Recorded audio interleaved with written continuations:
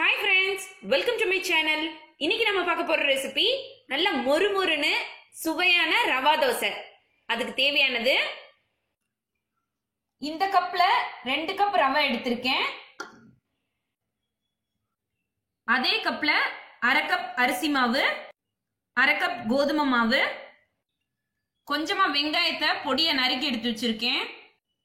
4 பச்சை மிளகாவை சின்ன சின்னதா நறுக்கி எடுத்து வச்சிருக்கேன். கொஞ்சம் கருவேப்பிலைய பொடியா நறுக்கி எடுத்து வச்சிருக்கேன். 1 டீஸ்பூன் மிளகு, 1 டீஸ்பூன் சீரகம், 2 டீஸ்பூன் தயிர், கொஞ்சமா எண்ணெய், தேவையான அளவு உப்பு. ஒரு பவுல்ல நம்ம எடுத்து வச்சிருக்க ரவையை சேர்த்துக்கலாம். அப்புறம் அதோட நம்ம எடுத்து வச்சிருக்க மாவு,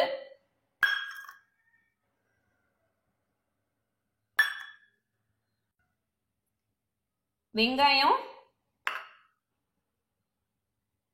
பச்சை மிளகாய், சீரகம், மிளகு, கருவேப்பிலை, அப்புறம் தயிர் சேர்த்துக்கோங்க. இதுல தேவையான அளவு உப்பு சேர்த்துக்கோங்க. சேர்த்துட்டு இதை நல்லா கட்டி விடாம நல்லா கரைச்சி எடுத்துக்கோங்க. ஏன்னா கோதுமை மாவு சேர்த்துருக்கிறதுனால லைட்டா நம்ம கரைக்கும் போது கட்டி விழதான் செய்யும். அதனால நல்லா கரைச்சி எடுத்துக்கோங்க. தண்ணி நிறைய விட்டுக்கோங்க. ரவா தோசைக்கு தண்ணி நிறைய விட்டு தான் கரைச்சி எடுத்துக்கணும். இப்ப இதுல நம்ம தேவையான அளவு தண்ணி விட்டு கரைச்சி எடுத்துக்கலாம்.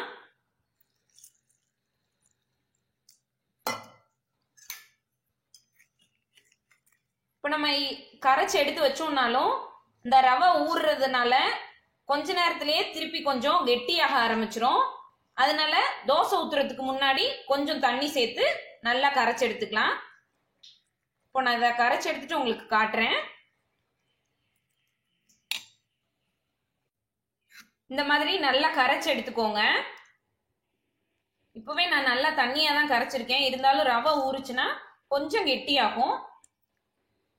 அதனால அப்புறமா நம்ம தண்ணி சேர்த்துக்கலாம் பார்த்துட்டு. இப்போ இதை ஒரு 1/2 hour அப்படியே மூடி வச்சிருங்க. அதுக்கப்புறம் தோசை ஊத்தி எடுத்துக்கலாம். இப்போ 1/2 hour ஆயிடுச்சு.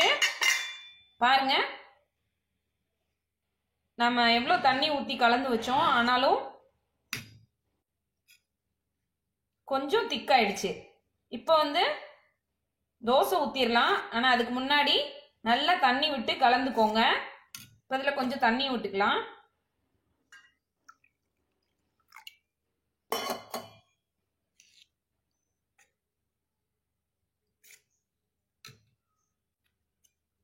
இந்த மாதிரி நல்லா தண்ணியா கலந்து எடுத்துக்கோங்க.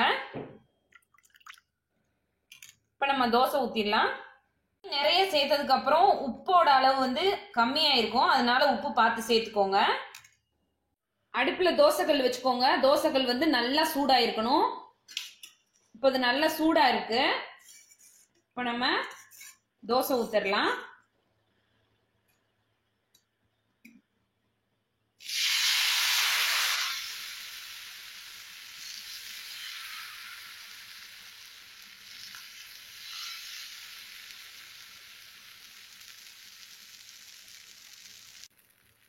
இப்போ ஒரு சைடு நல்லா வேகட்டும். எண்ணெய் விட்டுக்கலாம்.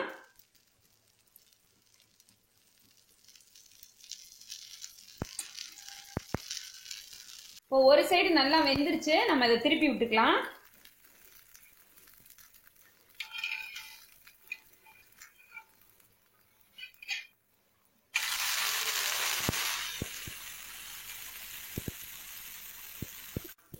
இப்போ இந்த சைடும் நல்லா வெந்துருச்சுன்னா நல்லா மொறுமொறுன்னு இருக்கும் ரவா தோசை.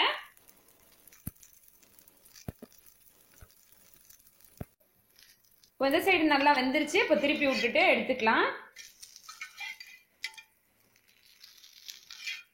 பாருங்க, நல்ல சுவையான மொறுமொறுன்னு ரவா தோசை ரெடி ஆயிடுச்சு. இதை நீங்க தேங்காய் சட்னி, கார சட்னியோட வச்சு சாப்பிட்றதுக்கு ரொம்ப ரொம்ப டேஸ்டியா இருக்கும்.